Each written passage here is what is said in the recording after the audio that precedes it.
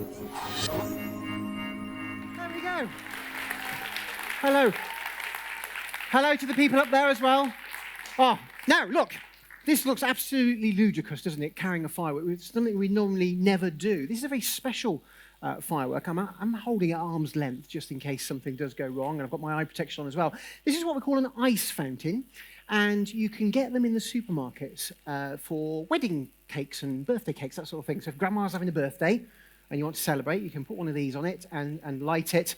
The reason I wanted to show it you is the way it's been designed, what makes it good for indoor use. If you see where the sparks are going, they're sort of going out about here, but they're not carrying on, burning down to what's around the base. So if you put it on a birthday cake, it's not going to damage the cake.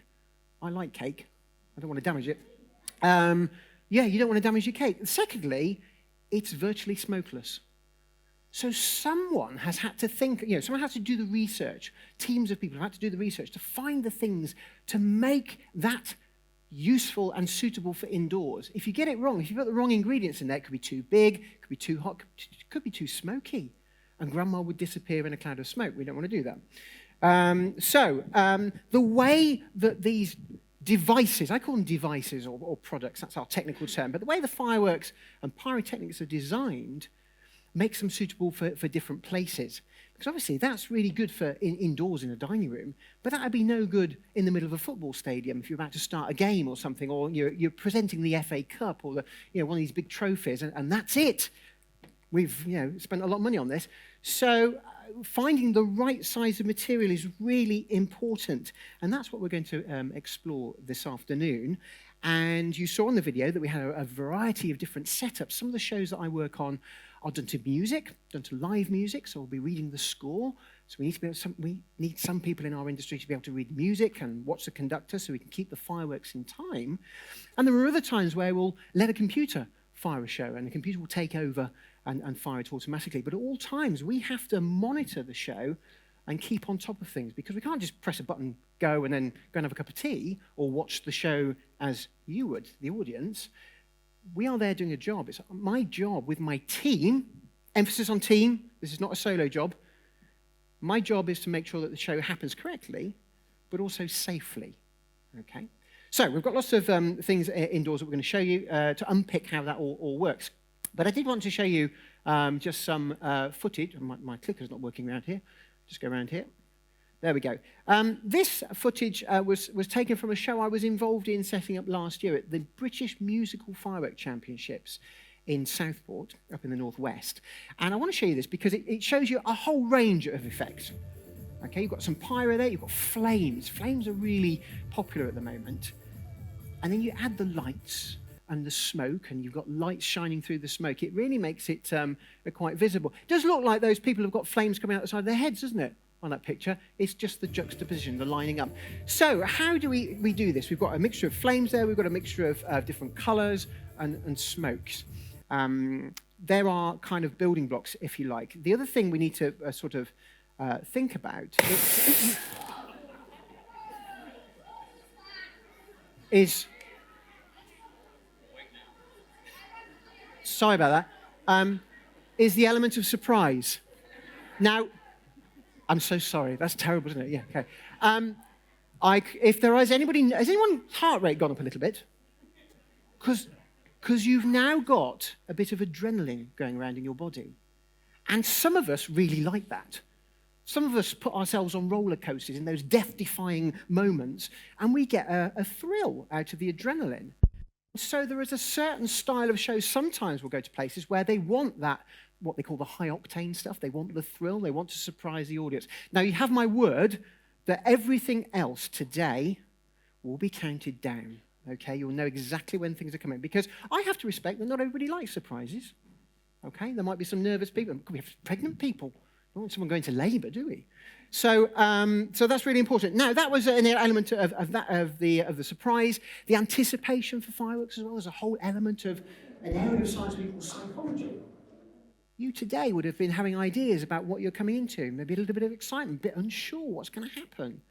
We call it anticipation. And that, in terms of entertaining an audience, understanding that psychology is really important. Because if we get that wrong, our show's really boring, or it's too much. It's just terrifying, and people go away horrified and never, ever want to see a firework again. My job is to entertain and to entertain safely. So I do need to understand a bit about the science behind the scenes of how we do that and how we create these amazing patterns. Just before I start the demos, I want to show you this picture because there's one final building block, which we call choreography. Is anyone in here into dance? Yeah, got some dancers in the room. Brilliant. That you'll know about choreography. So when you do a dance, you're using different parts of the stage. We're using different parts of the sky. It's not just all up in the air. We've got some ground-based effects as well. But we'll use different parts of the sky, but also we'll change the rhythm. Whether we're doing it to music or not, we'll have some fast fire sequences, we'll have some slower sequences as well. And that contrast is really important, because if it's just noisy, it's actually really boring. If I just came here and we just had explosion after explosion after explosion, on paper you might think, oh, that would be an awesome lecture to come to. But after the third or fourth explosion, they're all a bit the same. You're thinking, well, where do we go next? So contrast is very important. But actually, all this boils down to a very straightforward bit of science called combustion. Okay? We are burning things with fireworks, but we change the way they burn to give us those different effects. So the effects you just saw just go off here. We had effects called jets, silver jets, and a sort of a spark burst. We'll be looking at how we create sparks in much more detail a little bit later. But the jet is a very fast effect. We use them a lot on award ceremonies. But what was actually going on is a form of combustion. So if we're going to start a fire in a controlled way, we need three things. What do we need? See if you're awake. Right. We need fuel. We definitely some fuel. Let's go middle there. Heat and we're going to go up to the top on the end because I can see you there. Oh, there's something in the air. You're right. We do need air. Oxygen. Thank you very much. Okay. So those three things there. There's no secret in that. So if you're creating a bonfire or a barbecue at home, those sorts of things, you need those three things. Take one of those three things away, the fire goes out. So I have a candle here on the desk. I'm going to light it. It is a slightly extreme way of lighting a candle. I've got the blowtorch. I don't carry matches because they're dangerous. So I use a blowtorch. There we are. No expense spared for this demonstration. But our candle is following the combustion, the fire triangle. But with fireworks, we change two of the things of the fire triangle. The first one we can change is the fuel, but also the amount of oxygen. You see, if we prevent fresh air and fresh oxygen get into our flame, eventually our flame is going to go out. You've probably seen that demonstration done before. But the interesting thing is it doesn't suddenly switch off. What's happening is the rate of combustion, as the level of oxygen decreases in there, the level of combustion and the rate of combustion decreases. And so the flame gets smaller and smaller. And eventually, there won't be enough oxygen in there to sustain combustion, and the whole thing's gone out. So it's just there. There, it's still going. And it's just gone out there. So obviously, if I let the oxygen back now, because we've lost the heat, nothing's going to happen. It's not going to work. So we can change the rate of combustion by changing the amount of oxygen. Now, that poses a problem, because if I want to change, so I've got pyro in here. If I want to change the amount of oxygen in here, there are implications, mostly with us. Because the air that we breathe, the air around us, is fairly fixed. In fact, most of the air you're breathing now is useless. You breathe it in and you breathe it out. Right now, as you take each breath, 78% of the gas that you are inhaling is nitrogen. You breathe it in, you breathe it out. That still messes with my head. It's quite incredible, that. Because you don't think about that when you first get up in the morning. Oh, we must have a bit of nitrogen. Hopefully there's something else in there as well. There is. About 21% of the air you're breathing, just over a fifth, is oxygen. That's the useful bit for us. Okay? But it's fairly fixed around, as you go around the world. There are slight variations, but it's around about 21% oxygen. There's 1% of other stuff, so you've got some carbon dioxide, a bit of argon in there, there's traces of other things, a bit of water vapor and bits and bobs. But most of it is nitrogen and that 1/5 oxygen. Okay, so our candle was behaving as like it did there in 1/5 oxygen. So we can change things. We can change the way things behave. Let's have a look at this. I've got a gas jar here with which I've flushed with pure oxygen. because we've just reduced the oxygen and we've seen the flame go out. So I thought, well, what happens if we go the other way? If we go pure oxygen? And for this, I'm going to use, we use some incense. In fact, what I'll do is I'm going to put my welding gauntlet on so I don't set fire to myself, because I've got another show to do tonight. Always look after yourself as well. Operator goes down as well. So there we go. We'll just light our incense. And this is, I think it's a sort of citrusy one, this one. Okay, if you've never burnt incense, it's designed to smolder. So in 21% oxygen atmosphere, it smolders, right? Now, if we put it into pure oxygen, our smouldering incense suddenly burns much more brightly, right? So by increasing the amount of oxygen available, our incense, which would normally just smolder, bursts into flames. So we have that way of controlling the rate of combustion. That's really useful if we're going to do fire effects. That's my job, working with pyro, fire. That's what it means. Pyrotechnician, it's doing all the technical stuff to make those different flame and special effects work. So we could just flush this room with loads of oxygen, right? We'll all be like, whoa, this is lovely atmosphere, it's lovely, lots of oxygen. There is a problem, though, because sometimes certain materials that are relatively stable in normal air could become spontaneously combustible in pure oxygen. Even some of the oils and grease on the doors, if you put too much oxygen, it gets really, really concentrated and you've got a bit of friction in there. All sorts of things can start going wrong. Your clothes start being really, really flammable. So that's not a good idea. And also, if you open the window or there's a gust of wind, the oxygen goes. So we've got a problem there. So we turn to chemistry. And chemistry has a fantastic family of chemicals called oxidizers, which will give oxygen to a reaction. And these are, the ones we use in pyrotechnics are solids. They're like granular form, they're in salt form. So we can mix them with our fuel. And if we want lots of oxygen available, we make sure there's lots of oxidizer mixed with our fuel. And if we want to decrease the amount of oxygen, we decrease the amount of oxidizer. It is that simple. Now, there are many, many different types of oxidizers, thousands of them for different sorts of reactions, and they all do this thing. They all give oxygen to a reaction.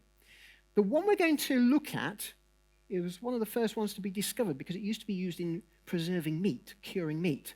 It's called potassium nitrate, and it's something we use a lot of in fireworks. The old-fashioned name for this is saltpeter. So if there's any adults in the room think, saltpeter? Yeah, that is potassium nitrate, okay? Now, this is a science institution. We need to look at the chemical formula of it, KNO3. Now, what happens to potassium nitrate when you heat it up? Nothing else, you just heat it up. You get a reaction. And in chemistry, we call this thermal decomposition. And the potassium nitrate breaks down into some smaller building blocks, one of which is oxygen. There it is, on the right-hand side of our equation. So this is brilliant stuff. We can actually make oxygen with this. So that then gives us a brand new fire triangle for fireworks and pyrotechnics. And it's fuel, heat, and oxidizer. Remember, the oxidizer is our way of controlling the oxygen. If we want lots of oxygen, we make sure we've got lots of oxidizer in our fuel. So then the only thing we need to add is heat. And that is exactly what I did with those pyrotechnics you just saw going. They had everything they needed. They had the oxidizer in there. They had the fuel.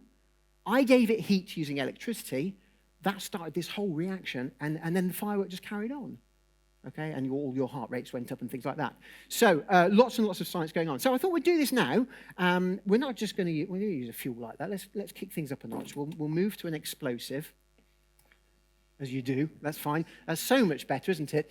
But this explosive is one that's really important in fireworks.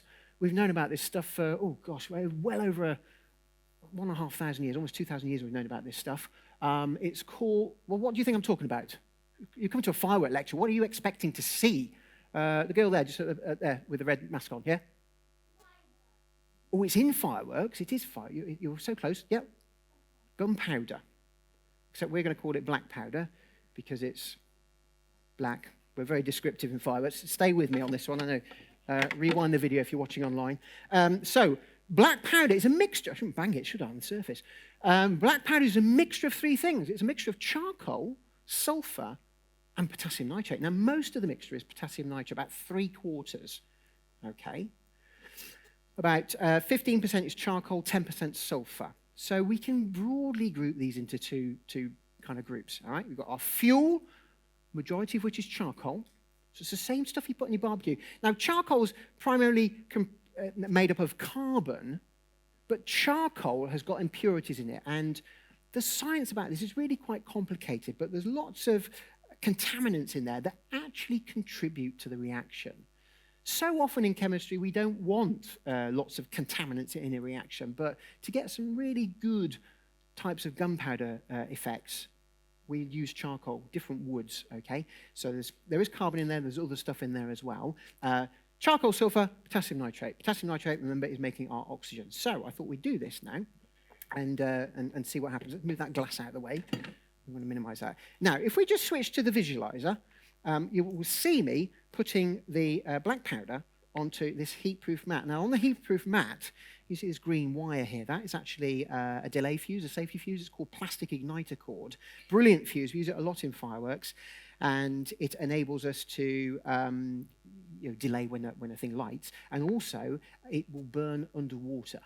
Brilliant in the UK, because if you think about when we have fireworks in November, December, Christmas lights switch on, it's often absolutely pants weather. So if we've got waterproof things, it's even better. Now I'm just going to turn this so I can actually pour it a bit better. I'm just going to put a very controlled amount.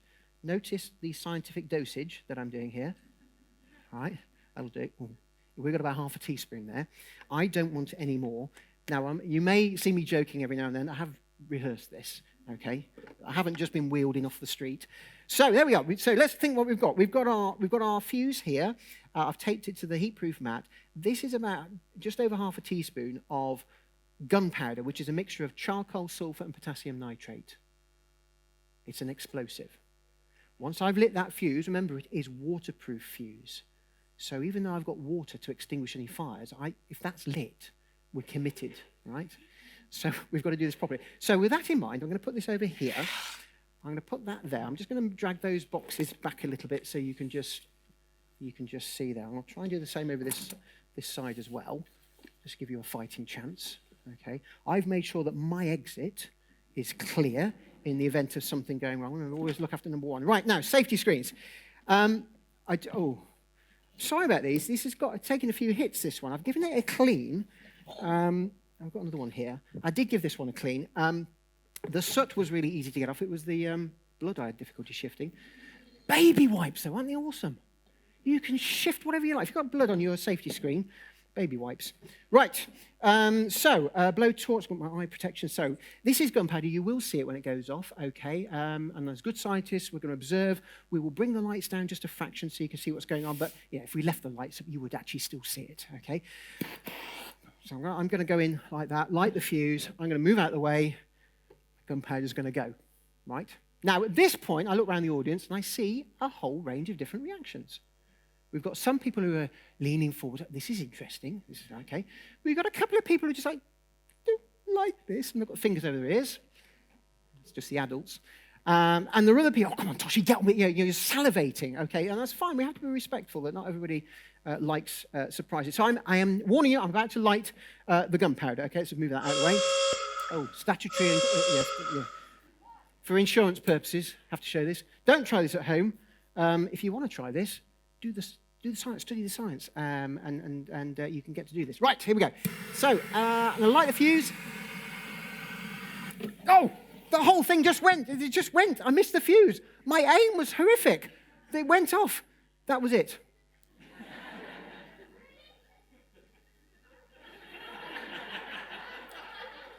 Now, really person, I respect you for speaking up. Who are you? Can you identify yourself? Be brave. Dad, just push him up. That's fine. Okay. Now, why did you say really? Because that was my reaction as well when I first saw this.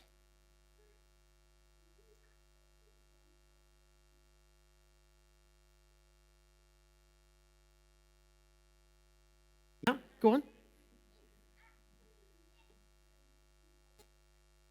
So it was less than a humongous mega explosion, and it prompted your reaction. Really? Was that it? All this, get up on all the screens. Now you're right, because it is an explosive. We call it an explosive. But in a pile like that, Nothing went wrong. It did what it's designed to do.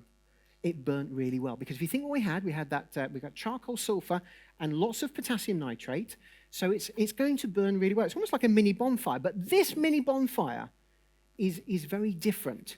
If I hold it up, there's no ash left. In fact, the only bits of ash are just from the fuse. From the actual black powder itself, there is no residue left. It's all gone into the air. Now, some of it is smoke. You'll smell it. You can see it a little bit. People at the top, you'll get different smells to the people down here. Okay, so you've gone for the full experience up there. But it's a process in science we call deflagration. It burns really well, and we've gone from a solid to a gas. Most of it's a gas, tiny little bit solid there in the smoke.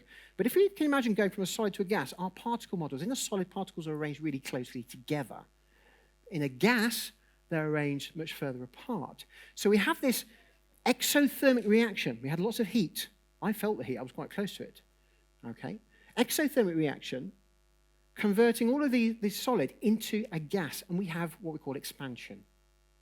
When we go from a solid to a gas, you get expansion. And it's that combination of heat and gas being created that actually makes an explosive useful. In fact, that is actually the definition. If you look in the dictionary, the definition of an explosive, it is something that reacts exothermically and creates a large volume of gas. Right? So let's just try that again. I'm going to try now just to prove that we are creating some gas. I've got gunpowder again, which has actually been impregnated into a bit of string, and it's in a paper tube, thin paper tube. Right? There's not much in here, but I've sealed the ends of this paper tube. Let me just show you on the visualizer, rather than holding it up. Okay, so we've sealed the end here with a bit of web tape, and we've sealed this end here with a bit of web tape. And I've got the same setup as before, my green fuse. I'm going to light that fuse.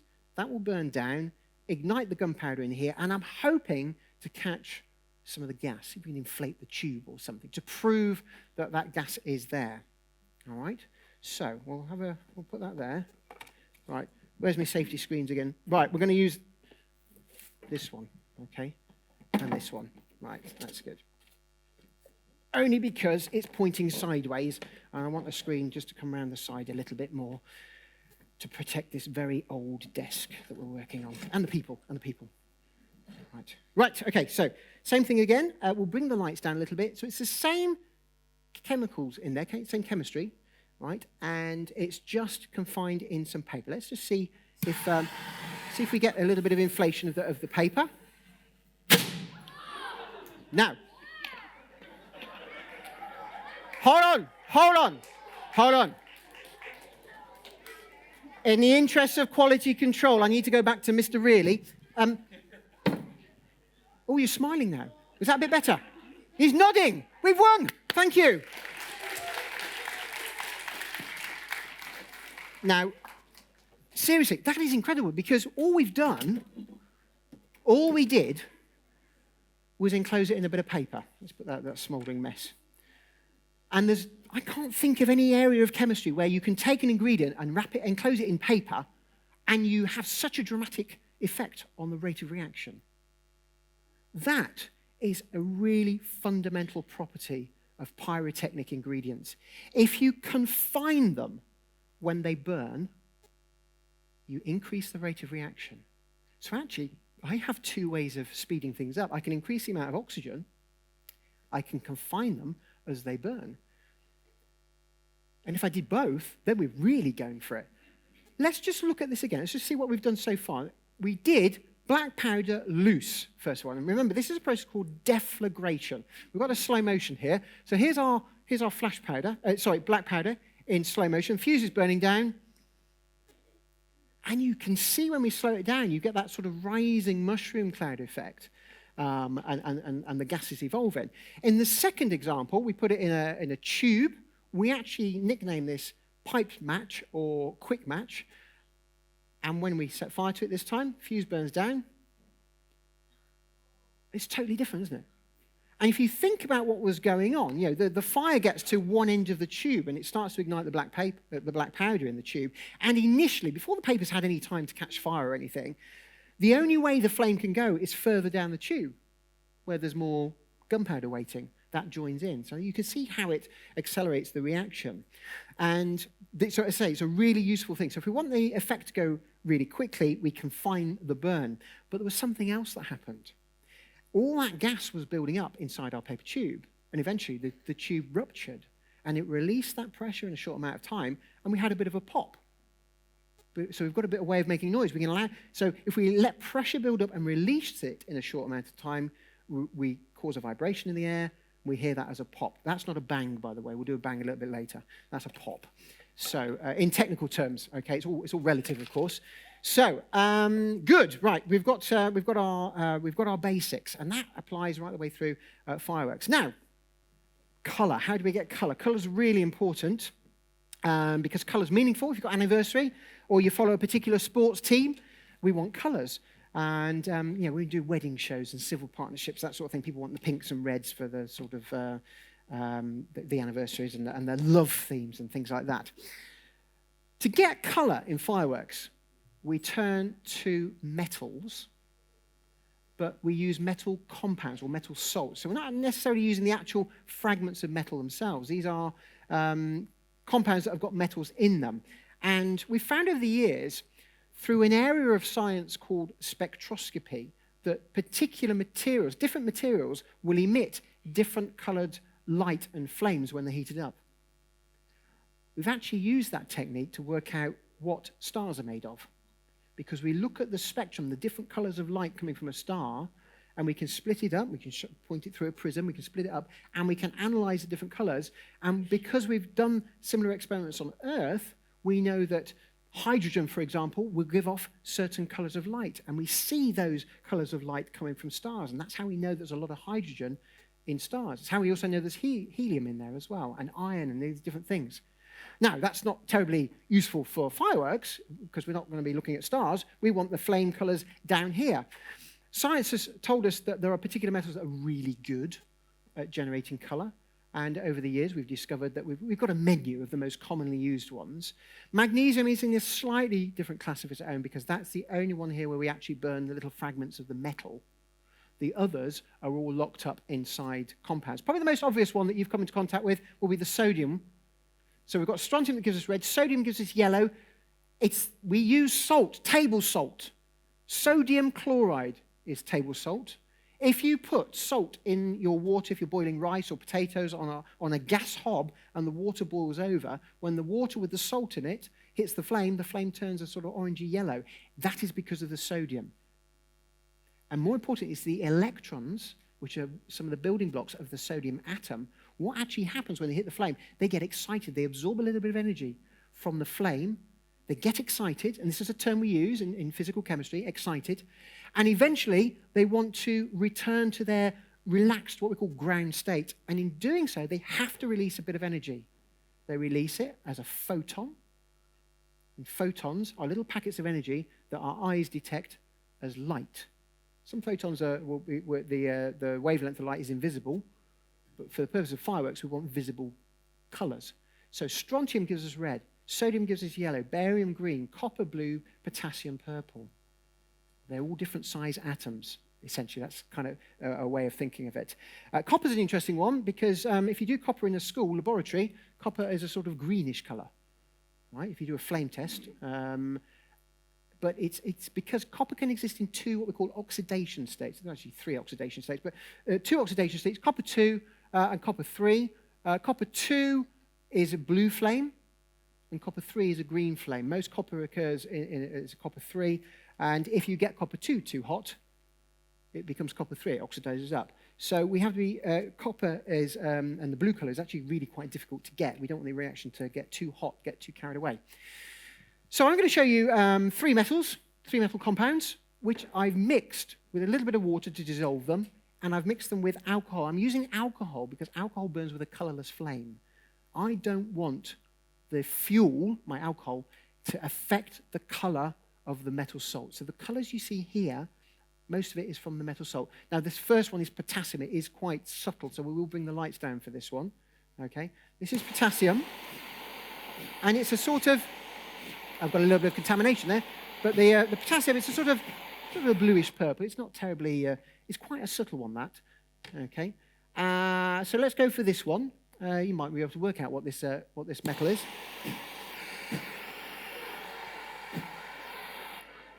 Barium. Now, green fire just looks wrong, doesn't it? The brain says, no, green fire is wrong. It looks like Harry Potter-esque sort of thing. But the science says it's okay because it's got barium salts in it. It's got barium nitrate in that one. What about this one? Another metal. Oh! Yeah. And what you're doing, so you're pointing with the blowtorch, should you? What you're doing is a very simple form of spectroscopy because you know that certain metals are going to give you particular colours. You've looked at the colour, it's red, and you've deduced it is strontium. Now, very simple level, that's a form of spectroscopy, and that's exactly what we do in science, but down to much more subtle, we look at exact type of red, and that will tell us exactly what element we've got. Okay, it's a really interesting area of science, but of course with fireworks, it means that we can have some really cool colours. Okay, so that's very nice. Liquid fuel is one thing, but liquid fuel is a bit problematic. It's a bit like the oxygen because, if it's, we think about what the weather's like in the UK, if we turned up with liquid fuels all the time and it was absolutely hammering it down with rain, it's going to dilute our fuel. And it's going to affect the quality of our show. If it's very windy, or it could evaporate, the fuel could evaporate. If it's a hot day, the alcohol will just evaporate. By the time it comes to the show, we've got nothing left. So we turn to solid fuels. And we take the same approach, though. We take our solid fuel. Now, I've introduced you to the solid fuel that we use a lot of in fireworks already, black powder. And we mix the black powder with our metal salts. Oh, there it is, hiding. And we create things called stars. Now, any moment now, there should be a picture of is there a star? There it is, there's a star in my hand. Doesn't look like a star, it looks like a dirty marble. It's about the size of a marble, it's called a fireworks star. And what we've done is we have taken the black powder, mixed it with a bit of water, make it into a slurry, and we pour it into a special, it's called a ball mill. It's a bit like a cement mixer, but it's made out of brass or copper. And it's a bit like a giant mixing bowl. If you make pastry and you start adding a little bit of water and you start stirring, it all starts to clump together. Well, if you had a rotating pastry bowl, those lumps would form little balls because they start rolling over the top of each other. That's what a ball mill does. So if we put black powder in there, a bit of water, and then our metal salts, as these things roll around and start to form clumps, those clumps will have the metal salt embedded in it. So if I wanted a red star, I take some strontium salt, so strontium chloride, put that in with my black powder with the water, and eventually I get the stars coming out. The bigger the star, the longer it will burn. And what that gives me is a pinpoint of light as it burns. So if I then put it into a tube and I fire it and light it at the same time, as that little blob of fuel burns going through the air, it creates a streak. And that's why we call it a star, because a star gives you a pinpoint of light. So these things are integral to all of the patterns that you see in the sky. Stars are really, really, really useful in fireworks. Now, I'm going to show you stars. We're going to light some stars in the form of a mine. So a mine is an eruption of stars, and they come out of a tube. And it's a very fast effect, actually. It's really good for punctuating music or award ceremonies, or someone who comes on stage, please welcome on stage. We can light the mines like that. But its construction, if you went inside and had a look, it's very, very simple, right? First of all, we take a tube. In firework business, we call this a mortar. All it is a tube with a bung in the bottom to stop things coming out. And we would fix that to a frame, or we'd bury it in the ground or attach it to a stake, because we don't want that to wobble around, because our firework is going to be fired out of that, right? Inside, at the bottom of the tube, our mine is made of two things. We've got stars and lift charge. The lift charge is black powder. The stars are those things I've just shown you, the things that have been rolled together. And you might put a mixture of colours in there and have like a rainbow effect. You might have stars that have been made in one colour, dried, and then rolled in something else to get another layer on the outside. So you might roll it in strontium first, and then roll it in barium salts, let it all dry, and then you've got something, when it starts to burn, the barium salts catch fire first, and then after a little while, they burn through, and it goes from a green star to a red star. And that's how we create colour-changing fireworks. Okay, colour-changing fireworks. I'm going to take questions at the end. There'll be opportunity to come down and have a chat afterwards, okay? Because I know some people have got a bit fixed on time. But thank you very much. So that's what happens. This all sits in the bottom of our tube. We light the fuse. That burns down, hits the gunpowder, lights stars, pushes it all out of the tube. Hey presto, the thing goes off. So I've got a mine over here. There it is. That's the kind of area we're looking at on stage. Let's just move that across a little bit, gives a bit more space, right? It's an indoor one. It's low velocity. It's not going to go massively high because we've got a lovely ceiling. In your head, I need you to multiply this up outside, okay? Normally when they go off, something out of that is probably going to go to about 60 meters in the air with an almighty bang. Something coming out of this one, 15 centimeters diameter, probably goes, it's going to go over 100 meters. It will depend on the exact effects in there. Commands a bit of respect to firework coming out of there, okay? Big bang. So I want you to imagine those. Scale it up, okay? It's a small one, indoor mine. This has got sodium stars in it, so there'll be a yellowy sort of color. I've armed my system, and here we go. In 3, 2, 1. Okay? It's quite a gentle effect, the indoor one, okay? Right? But I say outdoors, boom, and they would launch up. So I've shown you the stars, right? But there are other effects that we can add the colors to as well. If I want you to feel a little bit of heat, then I might take a fuel, something like nitrocellulose or something that burns very smokelessly, and add maybe some barium to it, and we could get a sort of flame effect. Feel the heat?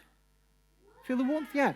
So that's a flame projector. Now, flame projectors are used at the beginning of sports matches. Often you'll see them. The team's coming out, they've got the music, they've got the dancers going, they've got the flames going at the edge of the pitch.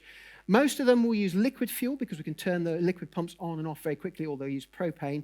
That was actually a solid fuel, but the principle's the same. If we want to add a color, though, we'll use a liquid fuel or a solid fuel and add those metal salts to it. So colors are really, really a meaningful thing to put into a firework display. Okay, well, there's a slow motion there of the mine, so you can just see that eruption of the stars. Now, I set that off, in fact, both of those things, without going anywhere near them. I use electricity, there's something going on there, and that's actually what we use in firework displays when we have these really rapid firing sequences from left to right. A wide firing site, it's just not physically possible to get across that site in time. And if you want to coordinate multiple positions firing at the same time, how do you do that? Well, the old-fashioned way of doing it would be to have as many people as you need, all with burning torches, and quite literally, you'd all have to sort of choreograph yourselves and synchronize it. Like synchronized swimming, you'd be synchronized lighting the fuse. But bear in mind, a fuse in the dark is a very thin thing to light. You're in the dark, you've got to get your aim right. So some people would miss a little bit and they'll get it on, but you might be half a second late. And it just might look, I would be the one that's late. Everybody else would be beautifully synchronized. And when I started in the industry, I was actually hand firing. So before we got into all the electric stuff, that's how long I've been in fireworks. But when I started almost 20 years ago, firing systems were just really starting to become developed. We did a lot of hand firing, so there was a lot of manual lighting of things. So we use little devices called igniters, right? There they are. In fact, I've got one here. Let me show you. Let's put the visualizer back up. Let's just get that on the. Gosh, it's really small, isn't it? Let's see if we can just zoom in with the thing. Will it? Oh, it will. There it is. There we are. There's our igniter. It's about the size of a match head, and it's a very thin piece of wire in the head there. It's a thin piece of wire, nichrome wire, that's going to get hot when we send electrical current through it, right? So we're going to send a current of about 3 to 4 amps through there. The little wire gets hot, and around the outside of that wire, there's a fuel. In fact, it's a tiny amount of a high explosive, tiny amount, about 1/100th of a gram, and that creates, well, it ignites it. When the wire gets hot, it lights that, and it creates a spark. It doesn't go boom. It doesn't create a huge flame or anything. It just creates a spark. Because the firework has been engineered to behave in a particular way, we don't want this being too powerful because this could damage the firework, and the firework won't work. Or it could malfunction and cause some injury. So that then gets wired into some sort of power source, and the old-fashioned way we do it, you just take a car battery and you just connect it like that. Of course, the igniter would go off straight away. But that's what you do. So you'd have all your igniters would go into the fireworks. So each of these things that have gone off so far had one igniter in it. and I wired it back to a control panel. So we've got these remote control panels here, and I've got my master control panel here, which is talking wirelessly to these. And we can fire an entire show from this. This is a system called Cobra. It's developed in the United States, and we use it to, we can program it, or we can fire shows manually with it. And that's what I've got. So I've got remote system there, remote system there, remote system there to do my different areas. And of course, this could be outdoors, much bigger, yeah?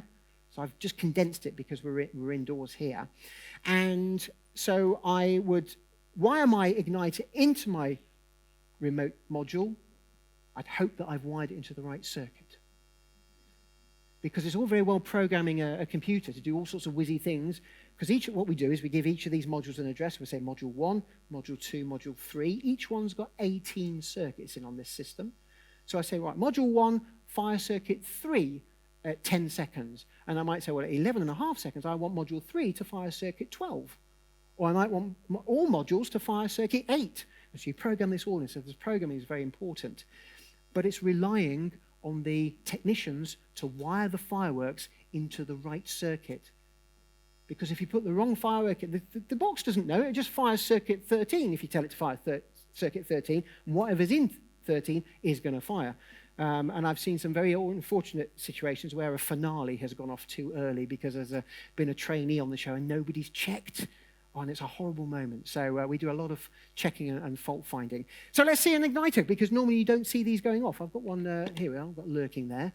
Let's put that on a lab stand. If you blink when this goes off, you really will miss it. It's so quick. But you wouldn't normally see this. So I thought, well, yeah, we're going behind the scenes, so we'll show you what an igniter looks like. There it is. That's what you need to keep your eyes on. So you need to fix your eyes, keep them wide open. And we'll do it. I'll count you down. So here it goes. 3, 2, 1. It is tiny. We only want it to be tiny because that is what's going to start the fire. The fire then is designed to take over and perform in a particular way. On the outdoor shows, we have sort of industrial firing systems that are sort of weatherproof. There it is again. Let me just show you that again. I forgot I got the slow motion. Let's just have a look at that slow motion again. There it is. So even under slow motion, it's incredibly quick. And that's really useful to us because it means we can have something that responds very quickly on site. It responds within less than 200th of a second, which for us is great. So you haven't got to worry about human sort of delays or people trying to find fuses. That's how we synchronize our fireworks on those enormous sites. Okay, of course, when we're outdoors, we need to make all these things weatherproof. So this is another system. This is the Fire 1 system. You can see the number 60 there. That's that address I was talking about. So when we program the system, there's module 40 there. That's how we know what's going where. Everything's labeled, and it also tells the computer where to send the data signals. Every single one of those wires, every single one has to be checked that it's into the right circuit, and also that it's going to conduct. So what we do is we send a very low current, not enough to heat the wire, through every single circuit to make sure it's working, so that when it comes to firing time, when we ramp the current up to full firing power, we have confidence that our show is going to work. The scariest thing for me about fireworks is not how potentially dangerous they are, because I've trained to deal with that. I can cope with that bit. The scary bit is you cannot rehearse.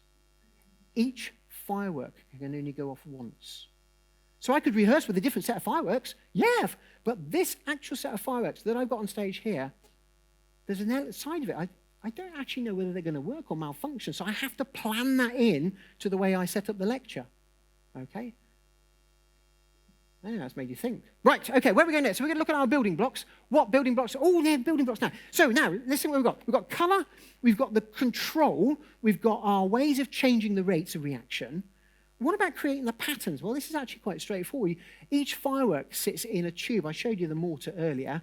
Most fireworks work on a sort of smaller principle of this. And in fact, in some of the shop goods fireworks that you get, after you've set them off, they reveal their internal structure. So this one here is what we would call a cake or a battery. It's got 5 rows of 5. Each one had an individual firework in. It had a little bit of gunpowder in the bottom. And with an effect on top, the gunpowder deflagrated it, pushed the effect out of the tube.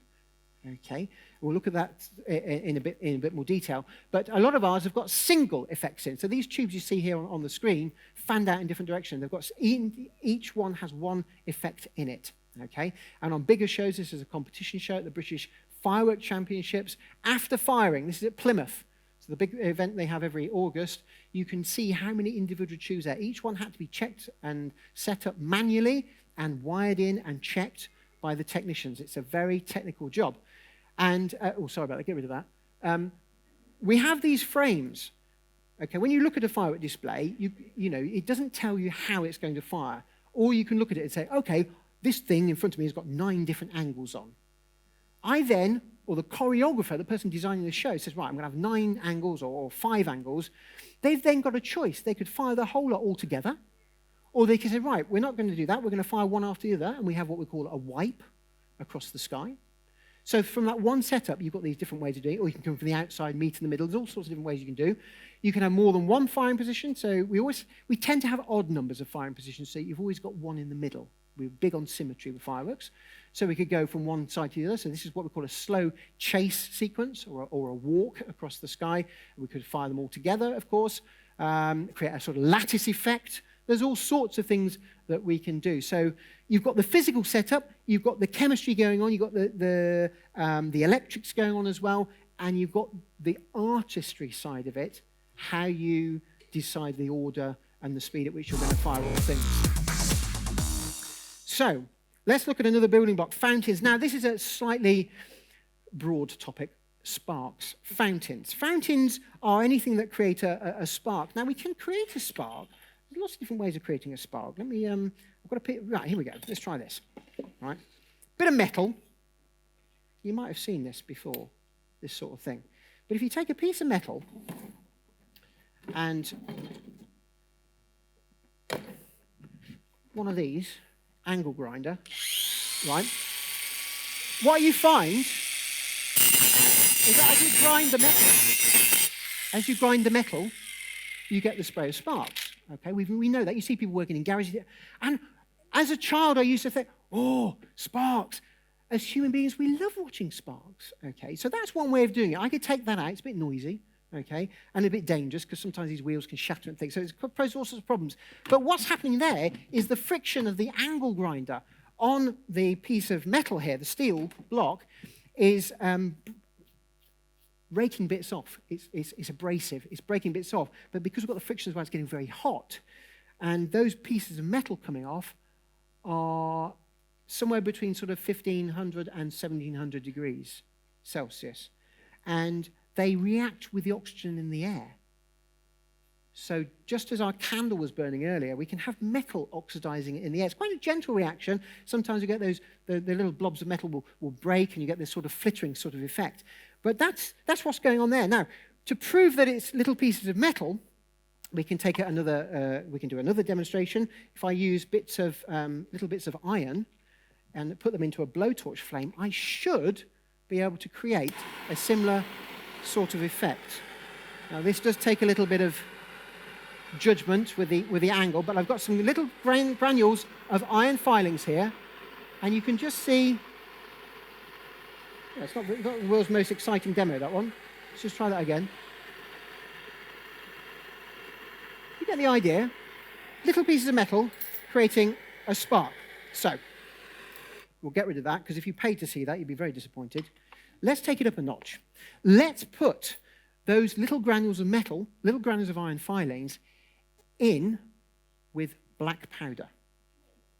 Right, black powder, gunpowder. But this time we're going to compress the whole lot. We're going to mix it together, and we're going to compress it in a machine into a solid. Okay, it's compressed under high pressure, but very slowly, very controlled. Because if you compress gunpowder too quickly, it goes off. We don't want too much friction. So we compress it, and sometimes we mix them with what we call a binder, like a glue, so something like dextrin would just hold it together, and we create what we call a composition inside a tube. We press it all together inside a tube. So the typical fountain has got those metal granules, iron filings. Sometimes we'll add magnesium filings if we want to make it white. Put those filings in there, mix with black powder, it's compressed into a solid. It sits inside a tube. More often than not, they're cardboard. Composition's in there. We put a clay bung in the bottom because we don't want everything to fall out. Okay? So that is the structure of our fountain.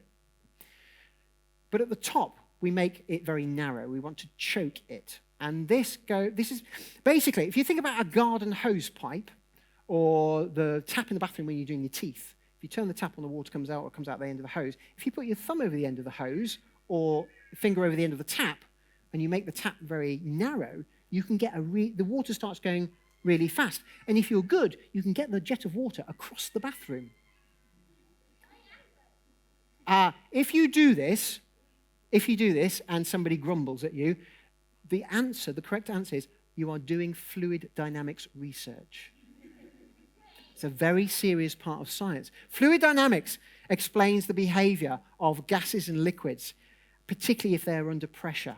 And when you put them under pressure, they want to go from an area of high pressure to low pressure. So when we set fire to our fountain, we get an area of high pressure formed inside.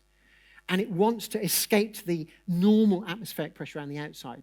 And if we make the top of that very narrow, we choke it, in order to equalize the pressure, the gases have to move very quickly. The narrower that hole, the faster they need to move to get through that gap to equalize the pressure. If we make it wider, it's easier for the gases to come out. They don't need to move so quickly. The same will happen with water on the tap. There's a fixed pressure behind. Make that hole narrow, the water has to go much faster to try and balance out that pressure. So it's called fluid dynamics. So here we've got the hole that's made narrow with a choke. Now we don't want to make that too narrow. So when they are developing fountains, what you don't want is a sort of runaway reaction inside the fountain. Remember what happens if you confine the burn too much. Pressure will build and the thing will rupture. We do not want our fountain to explode. That's bad because a fountain is designed to be a nice, gentle, pretty effect. If it went bang and things, you'd want your money back or a lot of hospital treatment. So let's do that. I've got a fountain over here. The fountain is this side. And it's quite a nice effect, it's quite a gentle effect. We'll count it in. Let's check out what the right circuit. Yeah, I have done indeed. Right, here we go. 3, 2, 1. So you heard the igniter fired, sorry. And you can tell this has got magnesium in it as well because the sparks are white. Okay? Isn't that lovely? Lovely. Yes, very. They really are the stars of the show. Sorry, they really are. Applaud the fire, of course. Now you heard the roar, the gas, the flame was coming out here of that black powder burning. Okay, and you heard the fizzing of the sparks going on. That fast-moving gas is what we hear. If we did make it a faster-burning compound, and we made it a stronger tube, we've essentially got a very simple rocket motor. A rocket motor is a very powerful gerb. Fountain. Gerb is our technical term. And that rushing of gases pushing that way is actually pushing the fountain down into the desk very slightly. It's called Newton's third law, and it is, you get what we call a reaction force. So a rocket would be a fountain upside down, much more powerful, faster moving gases, more oxidizer in there, and we attach it to a stick to give it a bit of stability, and as the fountain fires downwards, the rocket motor fires downwards, it imparts a force pushing the thing upwards. We don't actually use many rockets in the UK. They're really temperamental, particularly in a country where it can be quite windy. What we try and do with our fireworks is set them up so that the wind is blowing away from the audience. When a firework goes up, you'll appreciate there's casings that hold all the bits of firework. And so, once the firework's done its thing in the sky, the casings will come down. Most of it's cardboard, bits of paper, but we don't want that falling on anybody. So we've set the show, say the wind, you're the audience there's no audience at the side. The wind is blowing this way, so all our debris falls over there. The problem with a rocket is it's got the stick on it, and the stick acts as like a bit of ballast. It moves the center of mass, but it also acts a bit like a windbreak, or like a sail. So you stick there, you've got your rocket motor there, you're trying to fire the rocket up that way, then the wind blows this way, it pushes on the stick, and it causes the rocket to actually track in to the wind. So where all the other debris is blowing with the wind away from the audience, we now have the rocket which is facing towards my audience. And it's going towards my audience overhead, and it will usually explode, and then my debris is going to come down much nearer the audience or even in the audience. If it's very windy, the rocket doesn't go up much at all, it just goes sideways. and straight into my audience. If you're in France, you get extra pay for that sort of thing. They love that. No, seriously, you go around the world. Mexico as well. Mexico, they have a festival where they carry a bull around, like a carnival, and it's a religious festival, and the bull has got sort of fountains on like that, sparks flying, and they're carrying it above head height. You wouldn't do that in the UK, carrying it above head height. And I saw an interview, and a lady was interviewed, and the interviewer said, what happens? These sparks coming out. Do people get burned? Oh, yes, people get burned, yes. Well, is that a problem? No, it's a blessing. And it's a totally different way of thinking. It's a blessing. You have been marked for life. It's a blessing. That is how important those sort of fire effects are to certain communities in the world. So the history of fireworks is a whole different area. Fireworks, pyrotechnic effects are deeply meaningful in different religions and different cultures. So yes, we use them for entertainment, but we mustn't overlook the cultural significance of why we do that in certain communities. Okay, right, now, the only problem with that fountain there is if it starts, we can't stop it. We can do different things to the fountain. We can add colour. So if I decided I wanted to have what we call a core burner, we can add some, this one has got, what was it colour? I think this has got copper added to it. So this is a fountain again, but it's got a copper blue core. This one lasts for 4 seconds, but I want you to imagine as it's going off, if I needed to stop it after 1 second, I can't do anything. I've got to wait the 4 seconds for it to burn. So here we go. Here's our copper core burner. It is a blue core. Here we go. 3, 2, 1. There it is.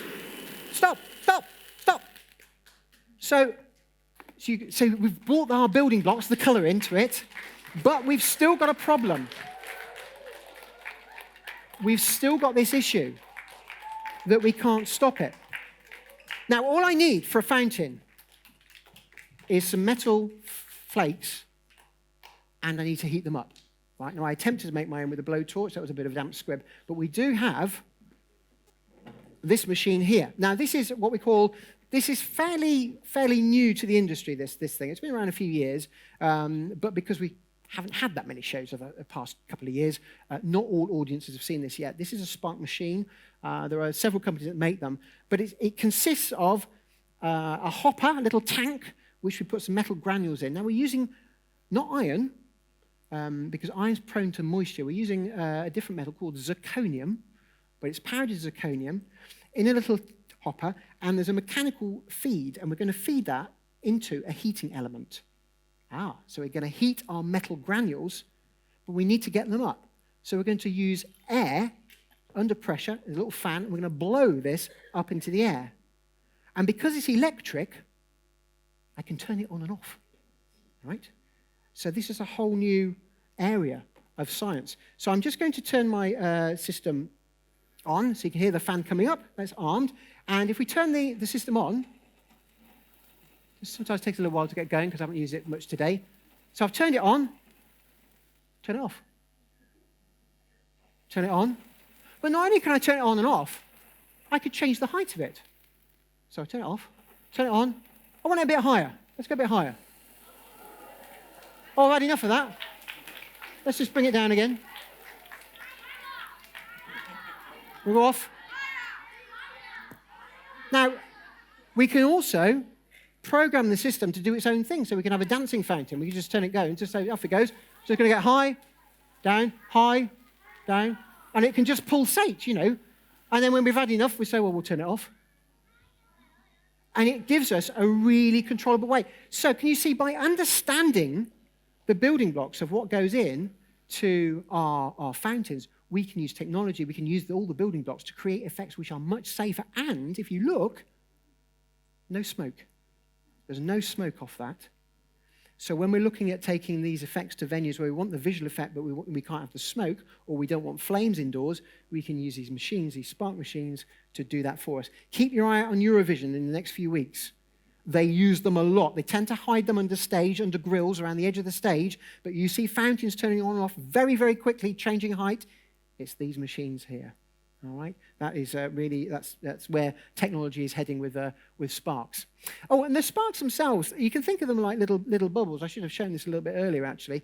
If you do slow motion of them, it's really mesmerizing. If you keep your eye on some of those slower moving blobs. You can see every now and then they burst, and they form almost like little bubbles, which are slightly unstable, and eventually they sort of weaken and they burst.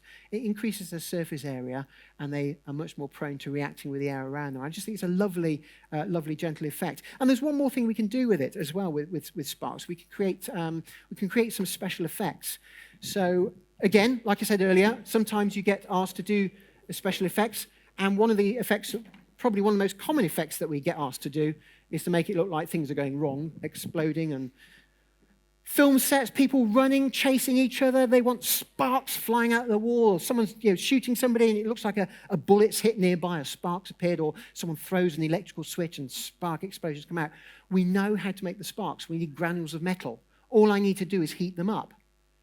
So if I use a little bit of black powder or flash powder to heat my sparks up, I can make it look like my laptop is exploding. I've got an old laptop just over here.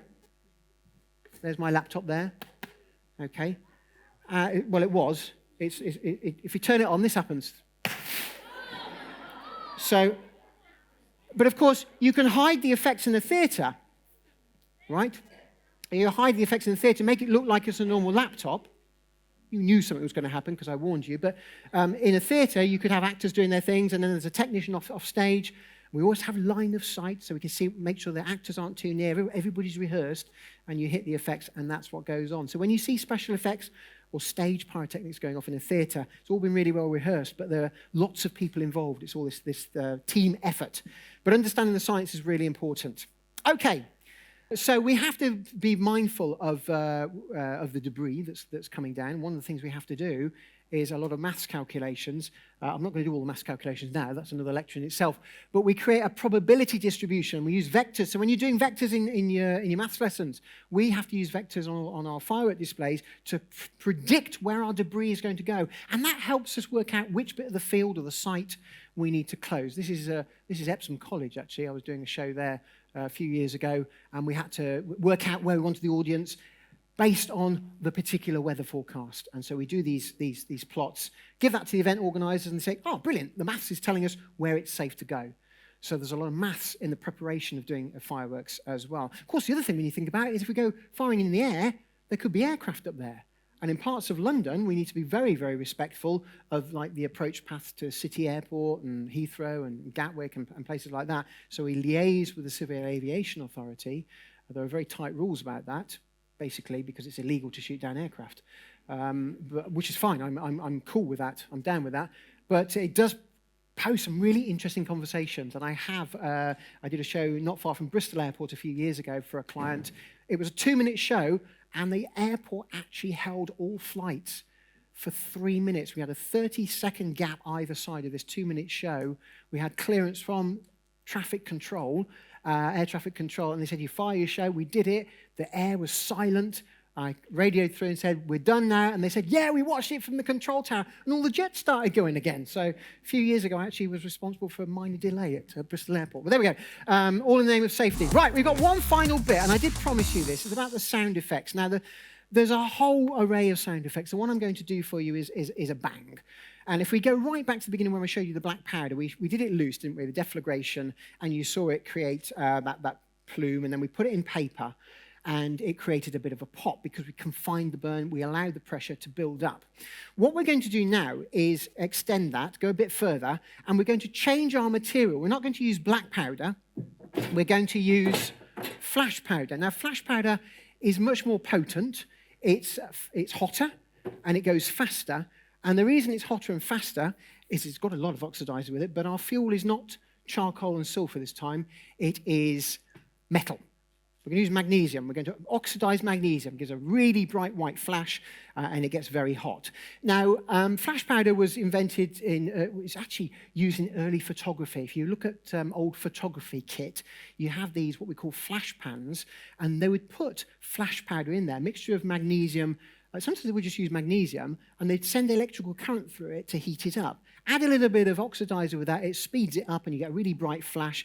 Sometimes it's too bright, though, and that's why on early photos where they were using the flash, people look a little bit stunned because it was just too bright. It was uncomfortably bright.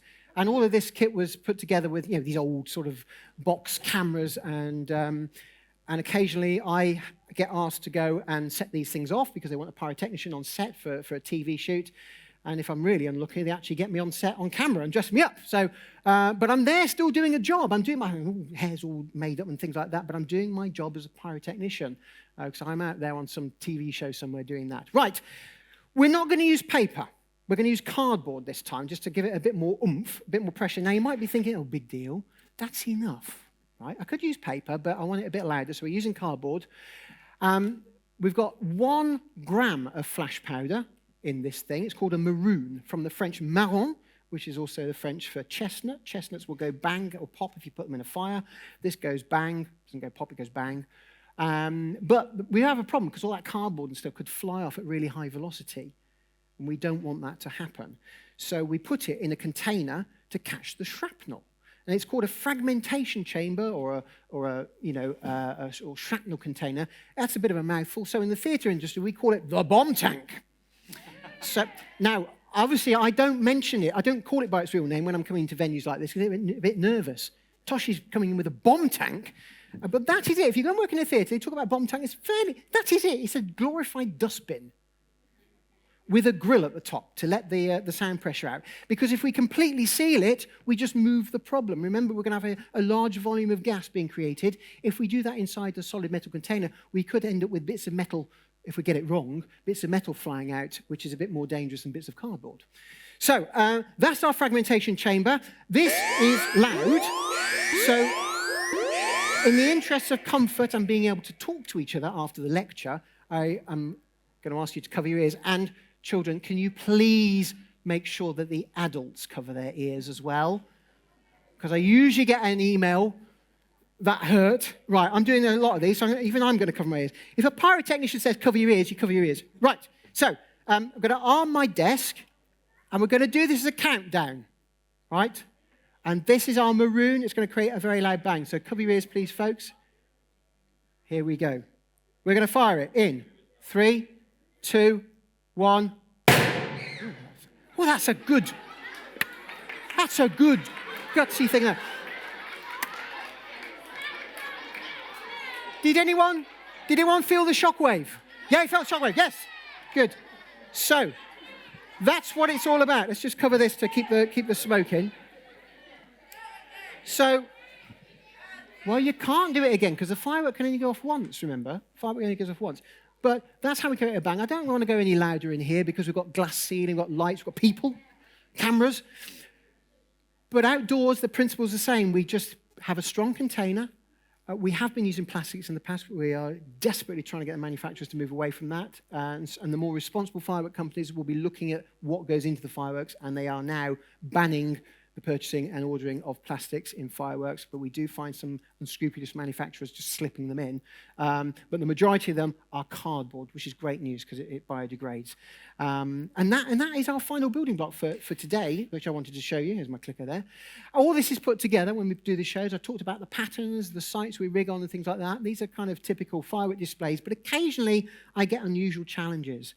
And some Novembers, I do a show down in a place called Burnham-on-Sea, which is on the Severn Estuary on the Bristol Channel, and it's a huge tidal range there. So sometimes we're actually doing fireworks on a scaffolding platform, but because the tide goes in and out, and it surrounds the tower, we don't actually have a long time to rig on there. So sometimes we have to get there at a really unsociable hour in the morning, even though we're not firing in the evening. Rig. Test. Get off the platform. The sea comes in, then somebody tells me, I've left my phone on the platform. I think, I can't do anything, it's in the middle of the sea. And we fire the show, and you get this wonderful effect over the water and the reflections and things like that. And then you have to wait for the tide to go out, and you take it all to bits. So it does pose some really interesting challenges. And what I've tried to do this afternoon is just show you different pieces of the science that is so important in my job. And we have only just scratched the surface. If you want to find out more, do check me out on social media. You'll see lots of behind-the-scenes stuff. And do come down and ask questions if you've got any questions afterwards.